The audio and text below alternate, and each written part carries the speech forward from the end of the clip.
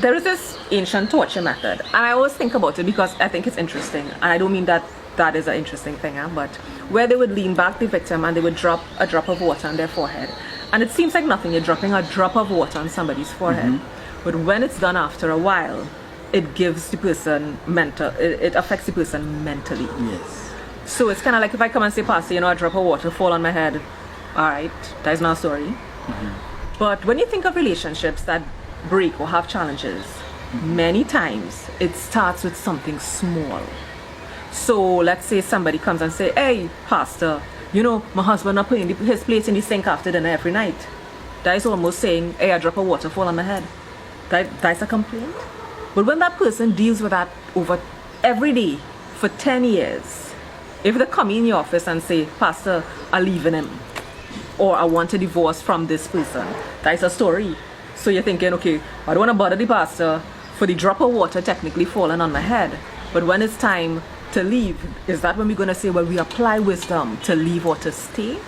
So the question is, in that 10 years, we say 10 years of not doing something, where exactly within 10 years would wisdom come in to say that is a problem?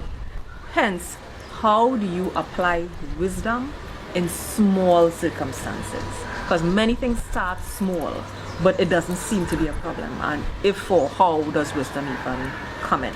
I understand the situations like that as a pastor very well, because these small issues can over time turn into bigger issues. And as you talk about this drop of water on the person's forehead, you could think of it as well like this. In the days when there were standpipes and one drop of water, the tap wasn't working properly or whatever, and that constant drop of water on the ground or the concrete place that was prepared for it can form some kind of erosion, can create a hole over time. So I think that the wise thing to do, and this is where one can apply wisdom, as you are citing in a marriage relationship, for example, is at some point, whoever is really aggravated by the other spouse leaving this wares in the sink, should ask God for wisdom in how to treat with it. Look, Lord, this thing really aggravates me. I am not happy, and give me the wisdom in how to treat with it. So again, we go back to my idea of wisdom, understanding. So you know the whole situation, the whole picture, you're seeing it, right? The next thing is now, why he or she? Because it may not be the husband, could be the wife too, right? So why does he or she do this? Well, maybe that's how he or she was brought up, or maybe he or she thinks it's your job to do that. I'm the breadwinner and your work is to pass around when I'm finished eating and tidy up and whatever. So what you do, how you treat with that, because over the years this thing is building up. The wise thing to do is pray about it.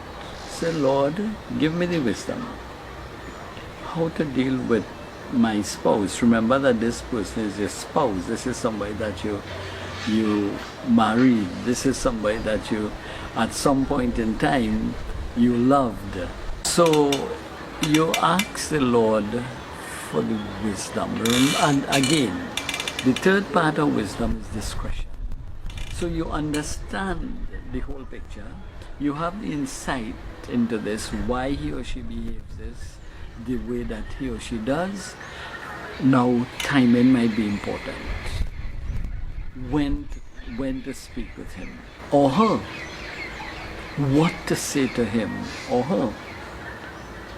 You see?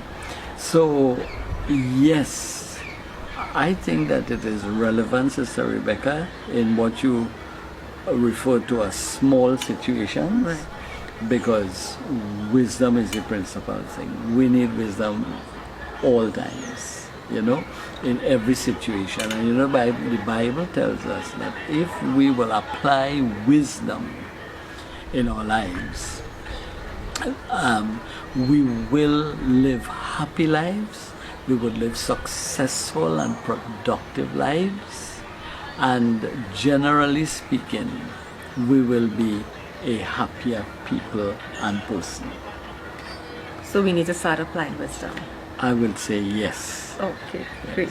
So thank you very much, Pastor, for doing this. We really, really appreciate it. Yes. Because this is such an important topic, and we need it, as you said. We need to apply God's wisdom in our lives to live happy, fulfilling lives, regardless of the time that we are living in. So thank you very much, and God bless you.